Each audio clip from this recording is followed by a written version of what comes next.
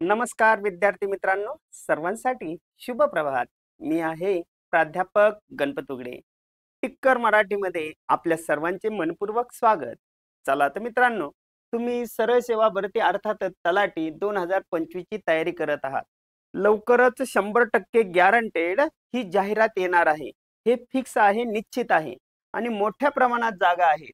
आणि म्हणून या ठिकाणी तलाठी व्यतिरिक्त टीईटी असेल, नगर परिषद असेल, MIDC, DMER असेल, इतर सरळ सेवा भरती आपण मराठी व्याकरण मालिका याचं पुष्प गुंफत आहोत. आजचा हा आपला 12वा भाग आहे. कितवा भाग आहे? 12वा. आणि त्याच्यामध्ये मराठीतील महत्वाचा जो काही घटक आहे वर्णविचार, या वर्णविचारावर आधारित 100% परीक्षेला प्रश्न विचारले जातात आणि म्हणून आपण वर्णविचाराचा विचार करणार आहोत. वर्णविचाराचा विचार करत असताना तुम्हाला कल्पना आहे की आधुनिक मराठी वर्णमाला ही एकूण 52 वर्णांची आहे. त्यामध्ये 14 स्वर आहे, 2 स्वरादी आहे, 34 व्यंजने वगैरे आहे. मग त्याच्यामध्ये स्वर, स्वरादी आणि व्यंजने यांचे जे काही वर्गीकरण वगैरे आहे, या वर्गीकरणाचा, त्यांच्या उच्चार स्थानाचा अभ्यास करणं तितकंच गरजेचं आहे. आणि म्हणून आज आपण या वर्णविचारावर आधारित कोणकोणते प्रश्न आहे याचा अभ्यास करणार आहोत. मित्रांनो, गेल्या 32 वर्षापासून मी मराठी व्याकरण शिकवत आहे. तुमचं जेवढं वय आहे त्याच्या दुप्पट तिप्पट माझा शिकवण्याचा अनुभव आहे. मी लाईव्ह बॅच मध्ये तुमचं जे जे घटक आहेत ते घटक अगदी ट्रिक्सद्वारे संपूर्ण व्याकरण तुमच्यापर्यंत पोहोचवणार आहे. आणि म्हणून टिक्कर मराठी ॲप तुम्ही डाउनलोड करा आणि त्याच्यावरती विविध प्रकारचे जे काही प्रश्न प्रकार आहे ते प्रश्न प्रकार तुम्ही पाहू शकता. चला तर आपण या प्रश्नाला सुरुवात करणार आहोत.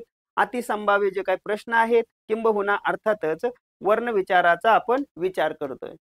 पहा, वर्णविचाराचा विचार करत असताना इथे दिलेला आहे, ठराविक क्रमाने येणाऱ्या अक्षरांच्या समूहाला अर्थ प्राप्त झाल्यास त्यास काय म्हणतात?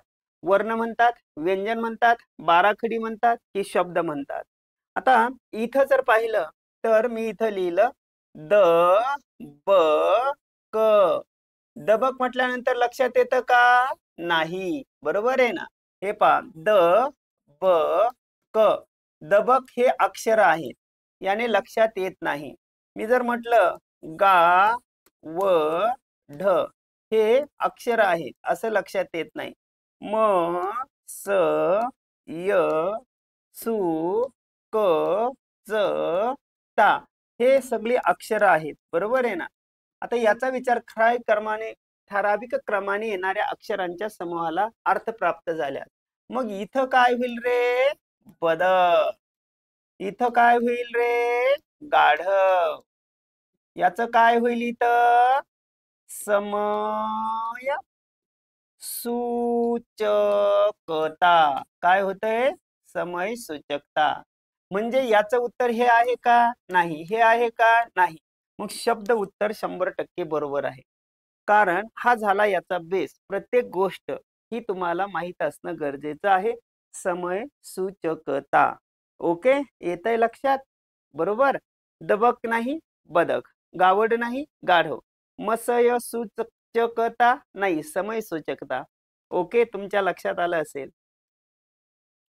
ज्या अक्षरात 2 किंवा अधिक व्यंजने प्रथम एकत्र येऊन शेवटी त्यात एक स्वर मिसळला जातो त्याला काय म्हणतात? त्याला काय म्हणतात? सांगा. सांगा, तुम्ही विचार करा की ज्या अक्षरामध्ये 2 किंवा अधिक व्यंजने प्रथम एकत्र येतात व त्यात शेवटी एक स्वर मिसळला जातो त्याला काय म्हणतात? जसं मी जर म्हटलं की शत्रूशी मुकाबला करणं हे आपलं कर्तव्य आहे. शत्रू. आता शत्रू म्हटल्यानंतर याच्यामध्ये जोड अक्षर आहे त्रू. त अधिक र अधिक काय होईल रे? उ. मग काय तयार झालं रे? शत्रू. म्हणजे हे व्यंजन आहे, हे व्यंजन आहे आणि हे काय आहे? इथं स्वर आहे. मी जर म्हटलं विज्ञान, शब्द पहा काय वापरला? विज्ञान. आता विज्ञान म्हटल्यानंतर जोड अक्षर ज्ञ आहे. द अधिक न अधिक य अधिक आ.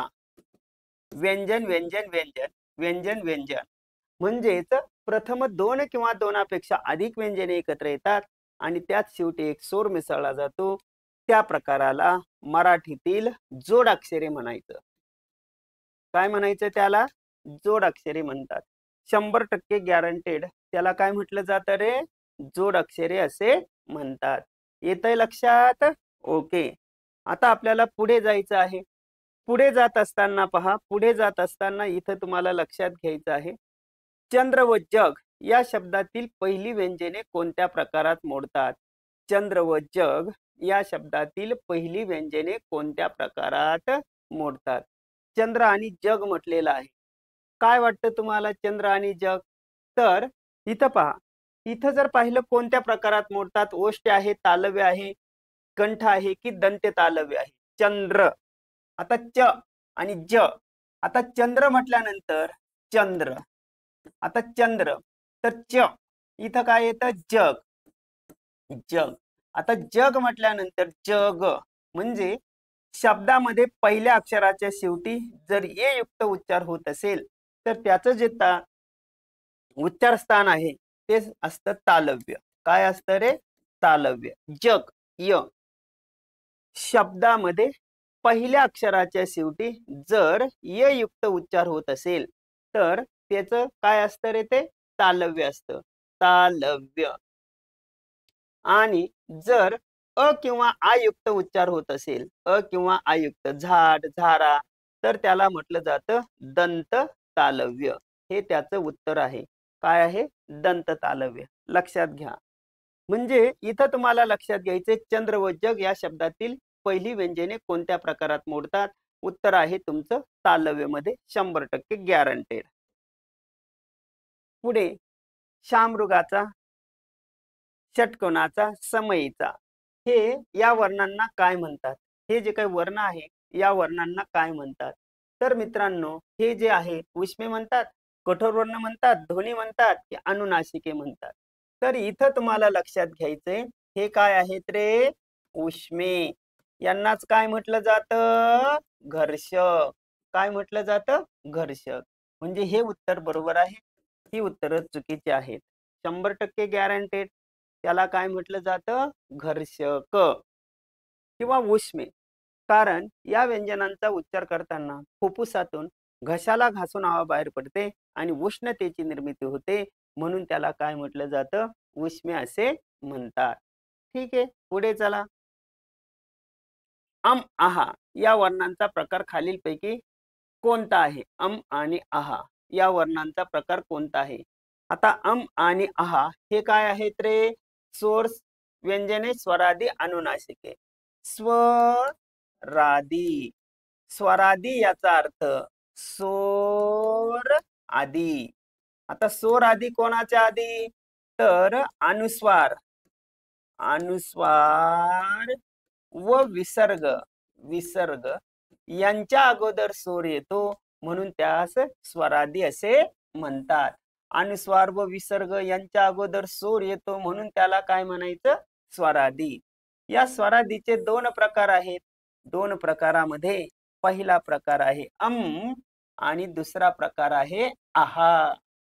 अम का मतलब क्या होता है? अम यानी अनुस्वार.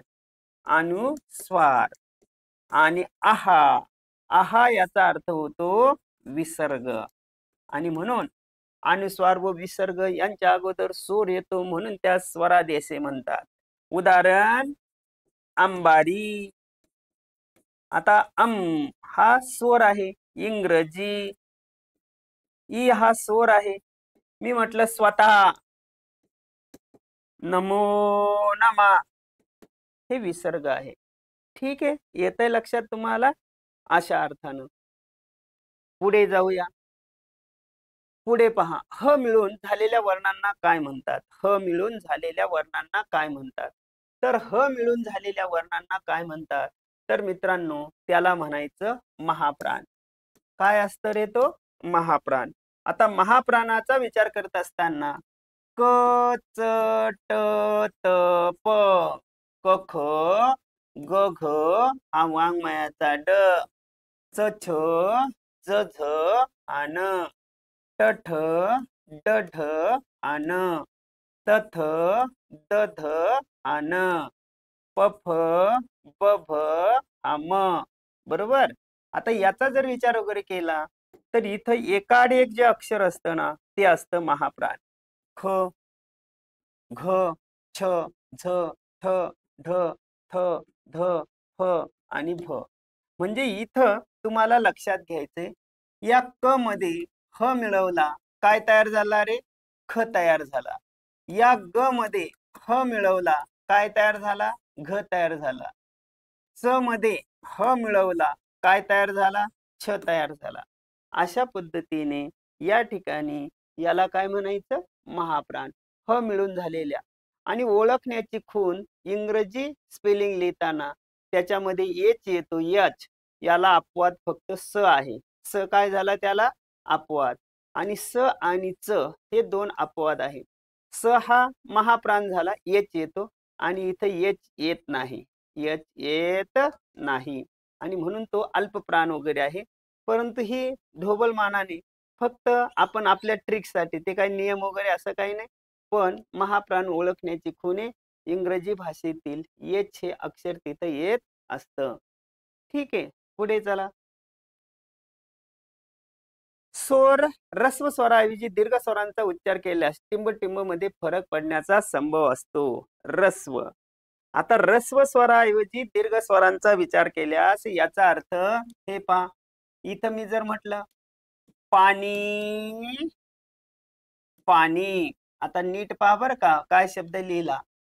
हे पाणी, पाणी.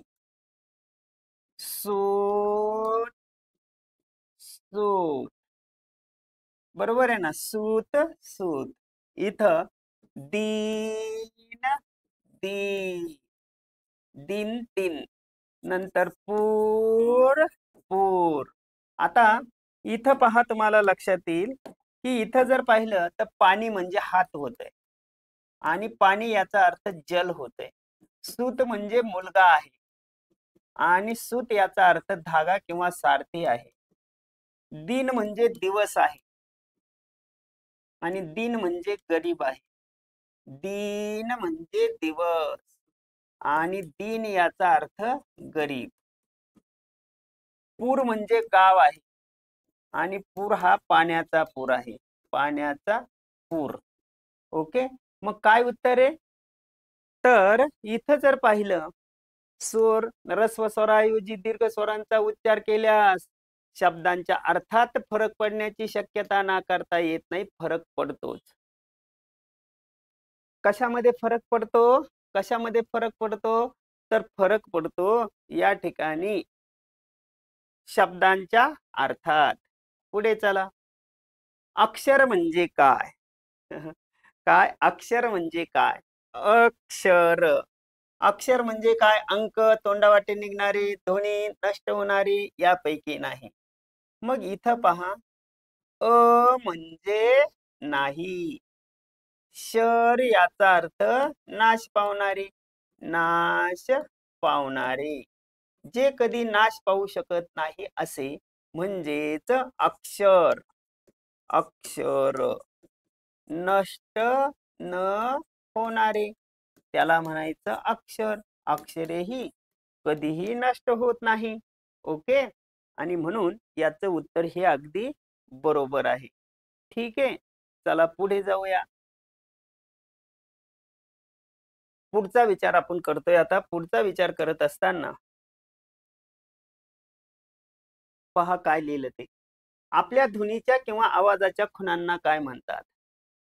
आपले ध्वनी. मानवाच्या तोंडावाटे असंख्य ध्वनी बाहेर पडतात. त्यातील ठराविक ध्वनींचीच भाषा बनत असते. त्या ध्वनींना काय म्हणतात? मानवाच्या तोंडावाटे निघणाऱ्या मूल ध्वनींना काय म्हणतात? वर्ण म्हणतात. मानवाच्या तोंडावाटे निघणाऱ्या ध्वनींच्या किंवा आवाजाच्या खुणांना, एक मिनिट, मानवाच्या तोंडावाटे असंख्य ध्वनी बाहेर पडतात किंवा मानवाच्या आवाजाच्या खुणा. आता मानवी आवाजाच्या खुणा म्हटलेले आहे. मानवी आवाजाच्या खुणा. मानवी आवाजाच्या खुणा. आवाजाच्या खुणा. मानवी आवाजाच्या खुणा याला म्हणायचं अक्षरे. याला काय म्हणायचं रे? ही काय असतात? अक्षरे. याचं उत्तर आहे अक्षरे. मानवाच्या तोंडावाटे असंख्य ध्वनी बाहेर पडतात, त्यातील ठराविक ध्वनींचीच भाषा बनत असते. ध्वनींना ध्वनी चिन्ह दिले की त्याचं अक्षरात रूपांतर होतं. ध्वनी चिन्हे, ध्वनी चिन्हे म्हणजे अक्षरे. ध्वनी चिन्ह याचा अर्थ काय होतो रे? ध्वनी चिन्ह याचा अर्थ होतो अक्षरे. आणि म्हणून हे उत्तर बरोबर आहे. ही बाकीची उत्तर चुकीची आहेत. मानवाच्या तोंडावाटे निघणाऱ्या ध्वनींच्या किंवा आवाजाच्या खुणांना काय म्हणतात? तर अक्षरे म्हणतात. अक्षरे हे आवाजाच्या खुणा बरं का, आवाजाच्या खुणा. आणि म्हणून इथं आवाजाच्या खुणा हे उत्तर अक्षर उत्तर बरोबर आहे. आणि असं जर विचारलं असतं ना, मानवाच्या तोंडावाटे निघणाऱ्या मूलध्वनींना वर्ण म्हणतात, मग ते वर्ण आलं असतं. पण इथं तसं उत्तर नाही. पुढे चला. र या व्यंजनाची जोड अक्षर लिहिण्याच्या किती पद्धती आहे? र हे व्यंजन किती प्रकारे लिहिता येतं? 2, 3, 4. काय उत्तर आहे? चलो सांगा अंदाजे. कोण बनेगा करोडपती मध्ये तुम्हाला काय वाटतं? तर मित्रांनो हे आहे 4 उत्तर. काय आहे रे?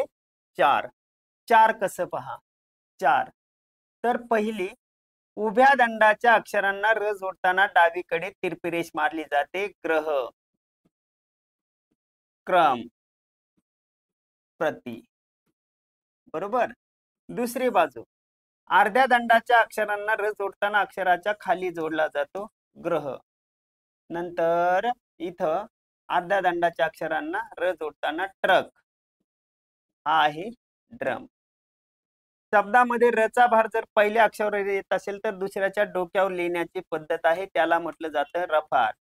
सर्व धर्म हा रफार आहे. रफार. आणि शब्दामध्ये रचा भार ह आणि य वर येत असेल तर पोटात लिहिण्याची पद्धत आहे तर्हा, चोऱ्या, पोऱ्या, माऱ्या. मग आता लक्षात ठेवा. काय लक्षात ठेवायचंय?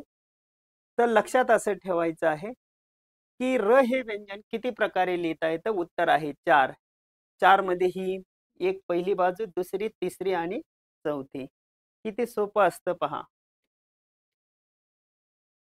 राम वनात जातो या वाक्यात किती मूलध्वनी आहे? मूलध्वनी म्हटलेला आहे 7, 11, 3, 14. राम वनात जातो.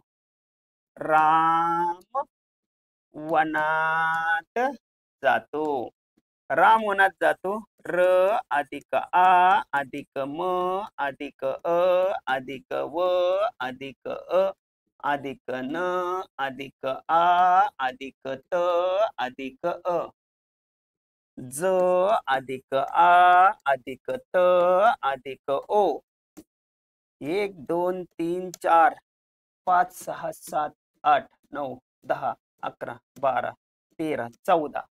14 उत्तर बरोबर आहे. ही बाकीची उत्तर सर्व चूक आहे.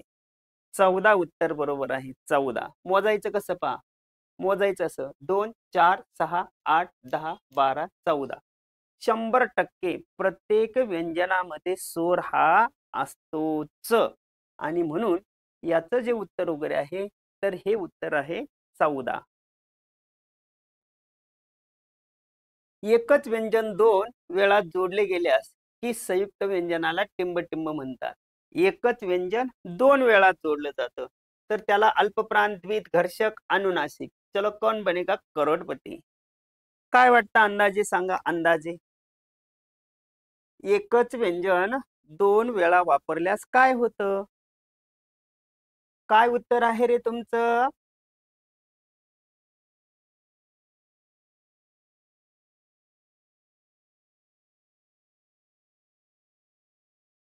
तर त्याला म्हटलं जातं द्वित. काय उत्तर आहे रे? द्वित. आता द्वित कसं पहा? द्वित म्हणजे एकच व्यंजन दोनदा येणं. पप्पा सांगा कुणाचे? पप्पा माझ्या मम्मीचे. मम्मी सांगा कुणाची? मम्मी माझ्या पप्पांची. पप्पा हे पप्पा पप्पा हे पप्पा पप्पा. आता पप्पा, मम्मा, मम्मी, विठ्ठल विठ्ठल. काय विठ्ठल, विठ्ठल विठ्ठल विठ्ठल विठ्ठल, हरी ओम विठ्ठला, विठ्ठला तू विठ्ठला, विठ्ठल. आता मी जर म्हटलं अक्कल, कला क, कक्कल, वक्त, तला त, म्हणजे इथं तुमच्या लक्षात येतंय की इथं जर पाहिलं तर पहा काय होतं, एकच अक्षर दोनदा येणं, एकच अक्षर दोनदा येणं, तर याला काय म्हणायचं रे, द्वित. एकच अक्षर दोनदा येणं याला काय म्हणायचं, द्वित म्हटलं जातं, द्वित. हे पहा, कक्क, पहा, पप्प, लक्षात घ्या, पप्पा, पप्प, मम्मी, मम्म, त्याच्यानंतर ठठ, ठठ, ठठ नंतर कक, बरोबर आहे, तत्त, वक्त, वक्त, तत्त. आता हे जे अक्षर आहे, एकच अक्षर दोनदा येणं याला द्वित म्हटलं जातं. काय म्हटलं जातं रे, द्वित. हे व्यंजनाचा प्रकार ओळखा. आता या व्यंजनाचा प्रकार, नासिक आहे, अनुनासिक, हे पा व्यंजन हे कसं आहे, हे जे अर्धा न आणि अर्धा न याला कोणतं व्यंजन म्हणतात, ओके, या अशा पद्धतीने. तर हे आहे, हे पा, हा वाङ्मयाचा ड, हा चंचलचा न, असं, नंतर हा बाणेचा, हा नळाचा आणि हा मकाचा, मकेचा, यांना म्हटलं जातं अनुनासिक. काय आहे रे, हे सर्व अनुनासिक आहेत, ओके, याला काय म्हटलं जातं, अनुनासिके. मग याचं उत्तर आहे ही बाकीची उत्तर कशी आहेत रे, चुकीची आहेत. येतंय लक्षात, ही बाकीची उत्तर कशी आहेत, चुकीची आहेत. चला पुढे जाऊया आपण. हे व्यंजन अनुनासिक कोणत्या उच्चार प्रकारातील आहे. आता उच्चार प्रकारातील याचा विचार करत असताना क, च, ट, त, प, क, ख, ग, घ, हा वाङ्मयाचा ड, च, छ, ज, झ, आन, ट, ठ, ट, ढ, आन, त, थ, त, ध, आन, प, फ, प, भ, आम, हे काय आहे, कंठ. आता इथं हे काय आहे रे, हे आहे, इथं जर तुम्ही पाहिलं तर असं अक्षर आहे, हे आहे तालव्य. नंतर हे मूर्धन्य, मूर्धन्य, हे काय आहे, दंत्य, आणि हे काय आहे, ओष्ठ्य, ओष्ठ्य. कंठ, क, च, ट, त, प, क, च, ट, त, प, क कंठ्य, च तालव्य, ट मूर्धन्य, त दंत्य, प ओष्ठ्य. तर हे आहे, इथं पहा, तालव्य, इथं न आलेलं आहे ना, हे अक्षर आहे ना, हे इथं इथं, हे पहा तुम्हाला लक्षात येईल, हे न आहे. आता न आहे म्हटल्यानंतर हे काय आहे रे, तालव्य. म्हणजे हे उत्तर बरोबर आहे. आणि ही बाकीची उत्तरं जी आहेत, ही बाकीची उत्तरं कशी आहेत, मग चुकीची आहेत. शब्दाच्या अक्षरामधील शेवटच्या अक्षराला टिंबटिंब म्हणतात. शब्दामध्ये जी अक्षर असतात ना, त्या अक्षरामध्ये शेवटचे जे अक्षर आहे ना, त्याला टिंबटिंब म्हणतात. आता शेवटच्या अक्षराला टिंबटिंब म्हणतात याचा अर्थ काय, अंत्याक्षर. काय म्हणायचं त्याला, अंत्याक्षर. बाकीची उत्तरं कशी आहे, चूक आहे. आता मी जर म्हटलं काय, कमला, हे अंत्याक्षर आहे. गणपत, हे अंत अक्षर आहे, बरोबर आहे ना, त्याला म्हणायचं अंताक्षर. अंत्याक्षर म्हणजे शेवटचं, आद्य म्हणजे सुरुवातीचं, हे सुरुवात, हे शेवट, आणि हे उपांत्य, शेवटून दुसरे, शेवटून अपंत्य, अपंत्य नाही, उपांत्य म्हणजे शेवटून दुसरे, शेवटून दुसरे अक्षर, हे प उपांत्य, म उपांत्य, ओके. चला पुढे. ड हे व्यंजन कोणत्या प्रकारात येते, वाङ्मयाचा ड. इतक्यातच मी तुम्हाला शिकवलं ड व्यंजन कोणत्या प्रकारात येतं. तर ड काय आहे, तर ते आहे कंठ. बाकीची उत्तर चुकीची आहे, 100% ते कंठच आहे. बरोबर आहे.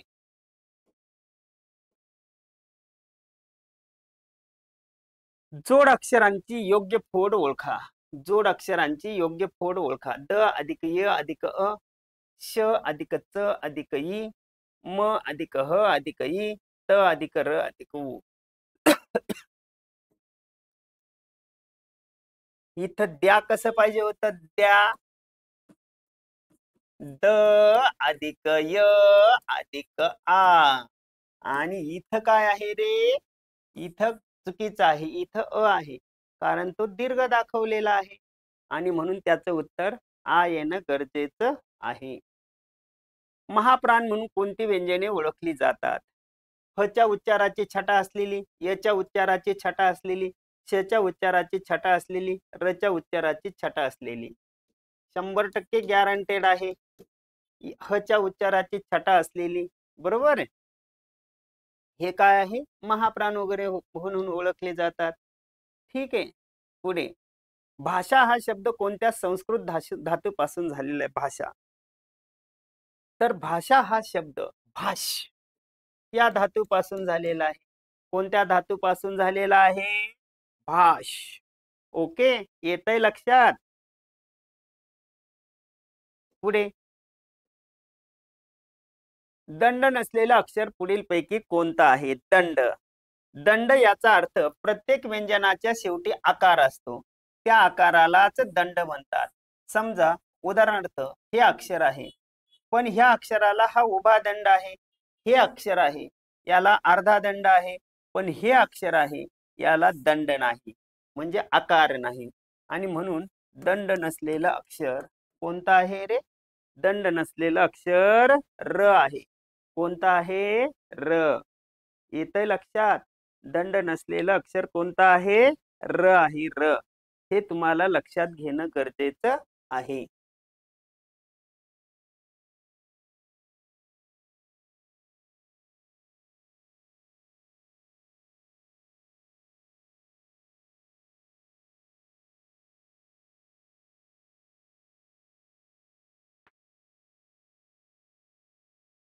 पुढे जाऊया आपण.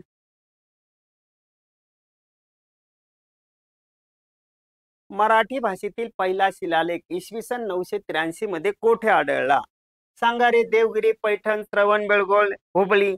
तर तुम्हाला माहित पाहिजे, इसवी सन 983 मध्ये कर्नाटक घटक राज्यातील श्रवण बेळगोळ या ठिकाणी गोमटेश्वराच्या पायथ्याशी, गोमटेश्वराच्या पायथ्याशी पहिली ओळ आढळली. श्री चामुंडे राये करवियने गंगराज सुतातले करविले. श्री चामुंडराय करविले, गंगराज सुतातिले करविले.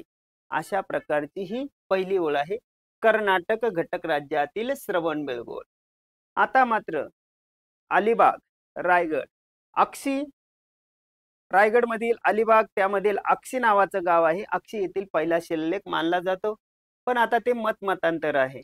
चला, देवनागरी लिपी लिहिण्याची पद्धत उजवीकडून डावीकडे, डावीकडून उजवीकडे. आता मी असं आहे, तर असं लिहित असताना ही डावी बाजू आहे माझी, ही डावी बाजू आहे. बरोबर आहे ना? डावी. आणि ही बाजू कोणती आहे माझी? उजवी बाजू आहे, उजवी. मी कसं लिहितोय? असं लिहितोय मी. बरोबर. आणि म्हणून डावीकडून उजवीकडे. ठीक आहे, अशा अर्थानं. चला पुढे जाऊया. आपल्या तोंडावाटे निघणाऱ्या मूलध्वनींना आपण काय म्हणतो? मानवाच्या तोंडावाटे निघणाऱ्या मूलध्वनींना व्यंजन, शब्द, वर्ण यापैकी नाही. मानवाच्या तोंडावाटे निघणाऱ्या मूलध्वनींना वर्ण म्हणतात. काय म्हणतात रे? वर्ण. मराठी भाषेत एकूण 14 स्वर, 2 स्वरादी व टिंब इतकी व्यंजने आहेत. मग 14 स्वर, 2 स्वरादी व इतकी व्यंजने आहेत. तर मित्रांनो, इथं पाहिलं ना, मराठी भाषेमध्ये 14 स्वर, 2 स्वरादी व टिंब व्यंजने आहेत. इथं 36 व्यंजने उत्तर अपेक्षित आहे. हे सगळे पर्याय चुकीचे आहेत.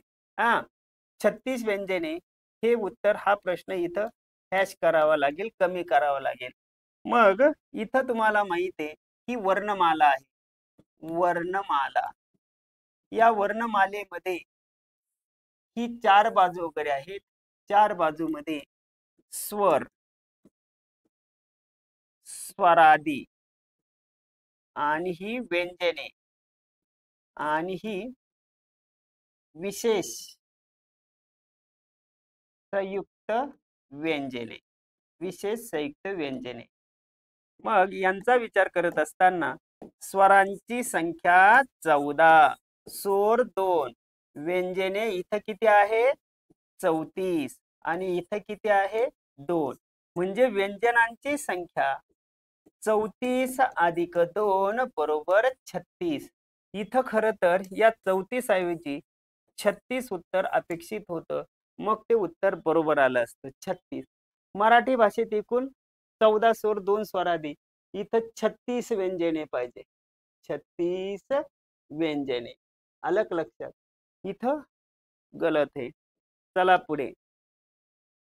मराठी भाषेत हा वर्ण महाप्राण, तर मराठी भाषेत हा वर्ण महाप्राण आहे, तर हा वर्ण स्वतंत्र आहे. हा वर्ण स्वतंत्र आहे कोणता आहे सांगा बरं? काय वाटतं तुम्हाला? तर त्याच्यामध्ये उत्तर आहे तुमचं ळ. काय उत्तर आहे रे? ळ ळ ळ. ळ हा स्वतंत्र आहे. क हे व्यंजन झालं. कठोर. कठोर व्यंजन आहे. कठोर व्यंजन आहे. हा उष्म्यामध्ये येतो. ल अर्धस्वर आहे आणि ळ स्वतंत्र वर्ण आहे. स्वतंत्र वर्ण आहे. अशा पद्धतीने हा भाग तुमच्या लक्षात येणं गरजेचं आहे. चला तर, धन्यवाद. पहा, अशा पद्धतीने आज आपण या ठिकाणी वर्णमाला ही अतिशय महत्वाचा घटक आहे, महत्वाचा टॉपिक आहे. वर्णमालेवरती आपण हे 25 प्रश्नांचा अभ्यास केला. जर तुम्हाला हे व्हिडिओ आवडत असेल तर लाईक करा, शेअर करा, बेल आयकॉनला प्रेस करा. मित्रांनो, लवकरात लवकर आम्ही तुमच्या समोर लाईव्ह बॅचमध्ये या ठिकाणी सरळ सेवा भरती फक्त तलाठी ही बॅच घेऊन येत आहोत. तुम्ही अकॅडमीचे क्रमांक आहे टिक्कर मराठी, यामध्ये संपर्क वगैरे साधा आणि असेच नवनवीन प्रश्न प्रकार व्हिडिओ पाहण्यासाठी पुन्हा भेटूया पुढील भागामध्ये. तोपर्यंत नमस्कार, धन्यवाद, थँक्यू, हॅपी थॉट्स, थँक्स.